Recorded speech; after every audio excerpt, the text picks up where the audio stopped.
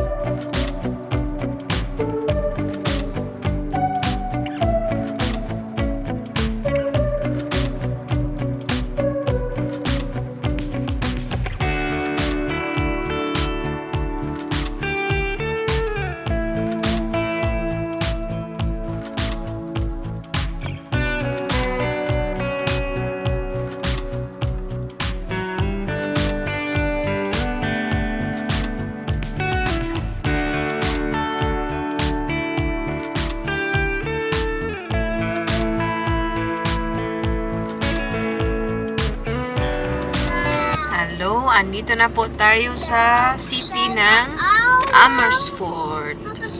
First time po namin dito. Excited kami. Maglakad-lakad lang tayo. We zijn erbij. Centrum was hier park and ride, that's maybe better. Maghanap muna tayo ng park mapaparkan.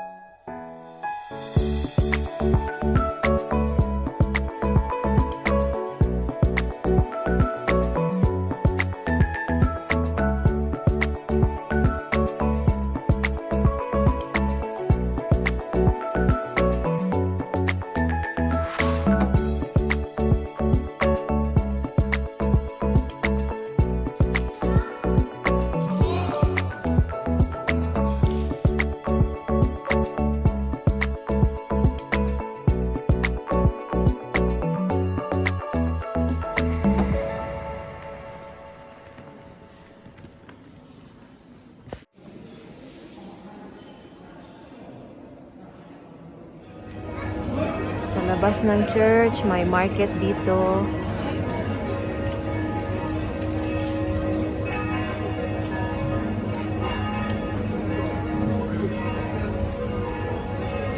Dito, Bunny and Friends.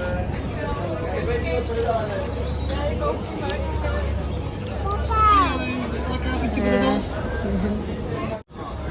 Dito po kami sa Vietnamese na restaurant. Nag-book si Ruth dito pero maaga kaming What pupunta. time is open stand? Ayan, Ninh Binh. Oo, diba? Dito na tayo. Yeah. Up pa.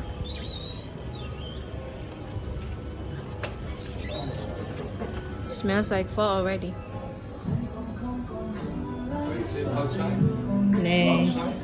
Just yeah, other side is good. Nice.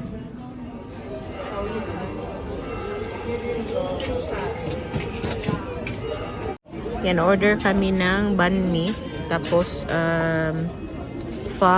Nee, mama, moet niet zo doen. Why? Alleen maar zo. Ah, oké. Maar zo. Ja? Gapa kain kigwa eh.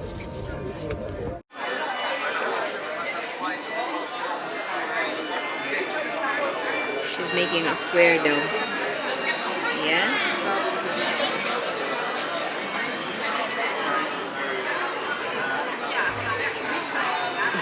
Nou is triangle aan dan. Kun je zelf, triangle. Triangle.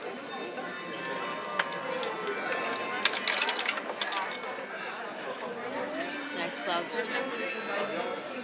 Ja. We zijn 6. Papa, mama, kijk eens. 1, 2, 6. Nee, we zijn nu 7.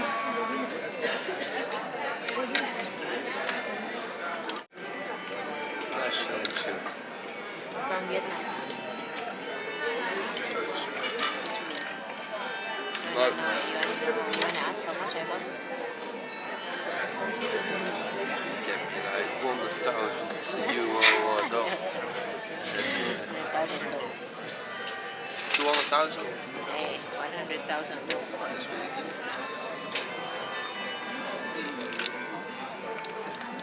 Ito na yung food namin, may pho, and then yung aming banh mi. Ayan. Pork ito, and then this one is chicken. And then ito yung ating pho. Yung anak ko gutom na guys, kumakain na ng noodles oh. Papa, kijk wat ik kan.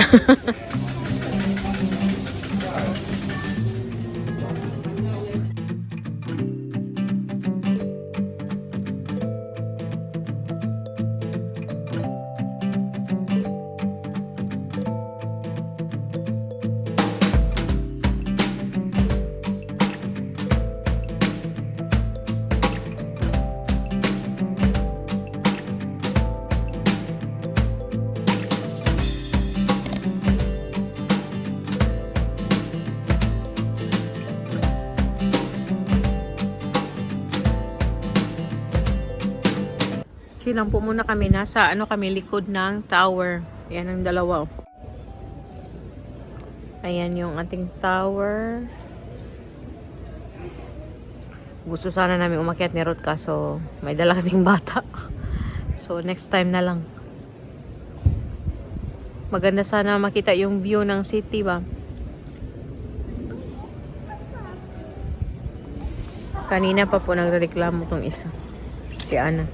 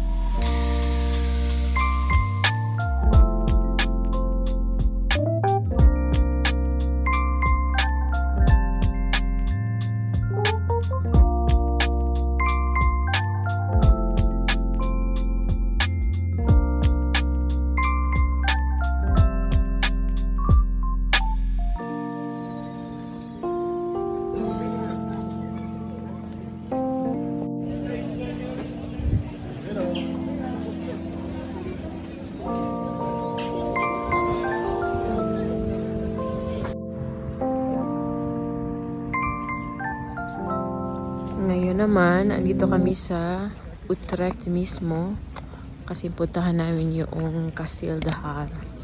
Sa itong mas sikat na castle sa Netherlands. I think isa ito sa mga most visited na castles ng Netherlands. Hindi po madaling mag-vlog no kasi nakahawak tayo sa stroller ba. Papa moet even kaasje halen voor parkeren, ja? Ja, gaan we dit doen.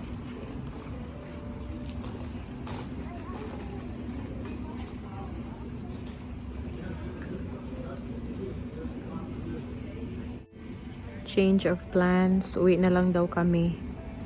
Kasi magbayad kami for 3 ng almost 30. Tapos 1 hour na lang mag-close na. Tapos hindi yun na included yung pagpasok sa kaso. So sabi ni Ruth next time na lang punta kami para at least sulit yung 1 hour ba.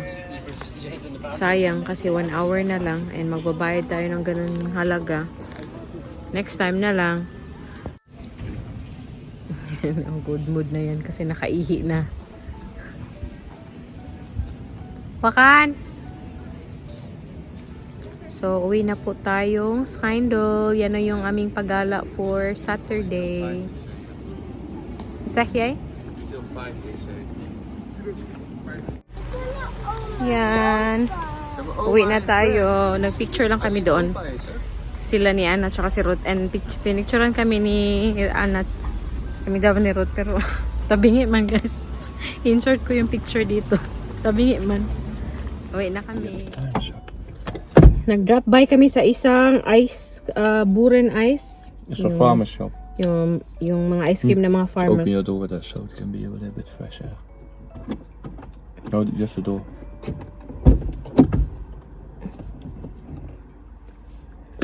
Wow!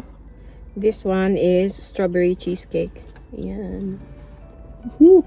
Kay Ruth, strawberry. Kay Anna, mango. Hindi ko po bet yung mga mango nila. Yeah, it tastes one strawberry. I don't like your mango here. Anything mango, I don't like. Die heb ik. Oh, moet is echt lekker. Toch? Ja. Anne ook proeven? Ah, Wil je proeven? No, because then she will be she want- confused. yeah, then she want that one. And you suck up with your mango.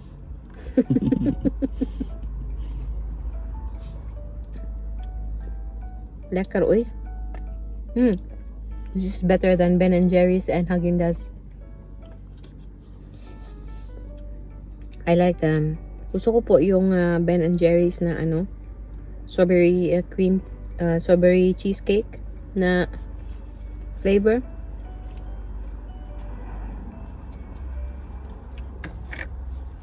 Pero ito mas masarap to. Basta nagawi kayong Netherlands tapos may mga sign sa labas. Boeren Ice. Meaning, masasarap yung kanilang ice cream. This is echt lekker bang.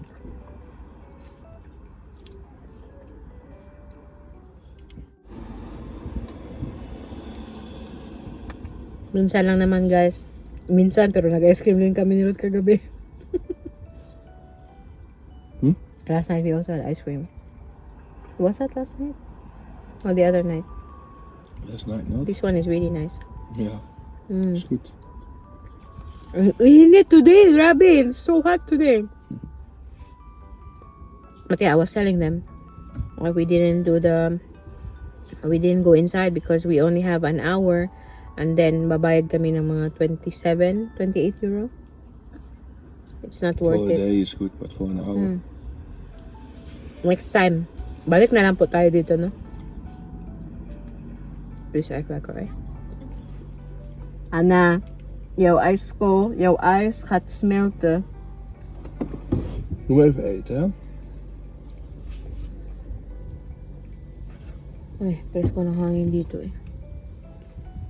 Kain. Kanin. Ruth said, kanin.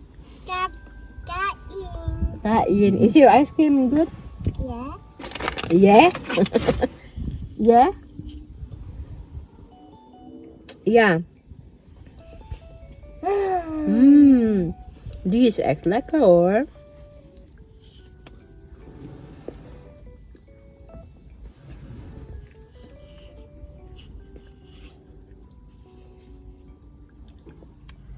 Kami ay kanina pa na-stuck sa traffic. I'm on driver, impatient It's the most na. annoying thing you can let these people do, bro. Let them waiting. Otro sa ding usa deres likod. Ja, Okay na house now. Ik wil ook naar huis. Yeah. By the way, gamit ko pala today yung binigay ni Vanji and Andy na bag. Thank you. Yan. Hungry na daw siya, guys. Rai Bandik, what's that? Papa, come home. They're closed, something. No. Op de wooncentrum. Kasi may may malaking accident. Ja, doe maar een koekje pakken. dito. Can you give us something? So, okay. Na, si Rod guys, lumabas na. Marami ng taong naglalabasan, tapos yung iba bumabalik. Kasi close din yung malaking road papunta sa Denbos. So, hala, I think we're stuck for a while here. So, hindi sure si Rod kung anong gagawin. Kung babalik ba kami. Hindi niya alam kung saan din pupunta kasi nga sarado yung road papunta sa Denbos. Yun yung way namin Traffic ka lang. Filipino ako. Filipino kami. Ana, diba? Si Rod kanina pa po, impatient kasi nga matagal na kami. Kanina pa kami dito. Ano na dito? Mag alas 5 na po. She's showing the apple daw. Yan. Nakuha namin yan sa market for free. We left the castle around 4 o'clock and hindi din siya ganoon kalayo. Pero ano na, 5 o'clock na po. So kanina pa talaga kami stuck sa traffic. See the car there, bro? Stuck?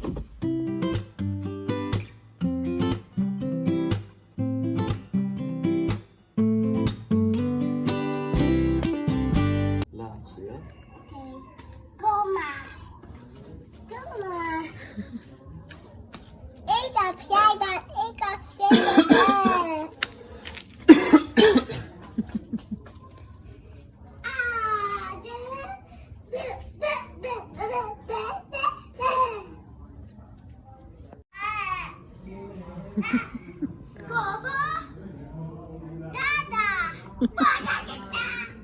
Kanina pa po kami nakauwi. Ano lang, relax lang kami. And dito ako sa sa backyard because it's cooler outside. Medyo mainit sa sa loob.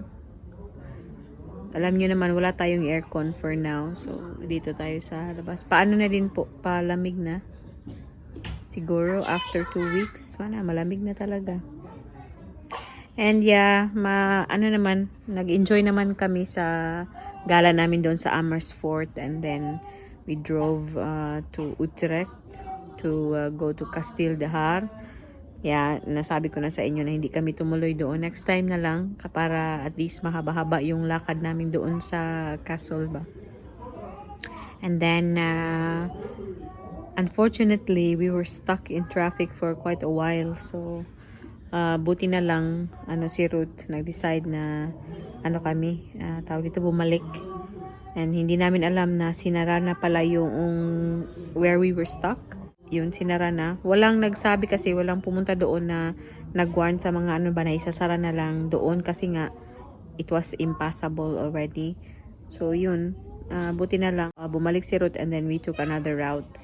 And yun, thankfully nakarating naman ng bahay na na hindi masyadong late. We got home at like siguro mga almost 7 because we dropped by sa city sa Denbos para kumuha ng pagkain. Lang kami drive-thru.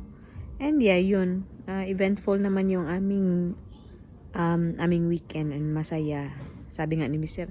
na daw yung oras namin sa labas ba or sa kadrive. Sabi ko, yeah, it doesn't matter as long as we're outside and makita yung ibang tanawin.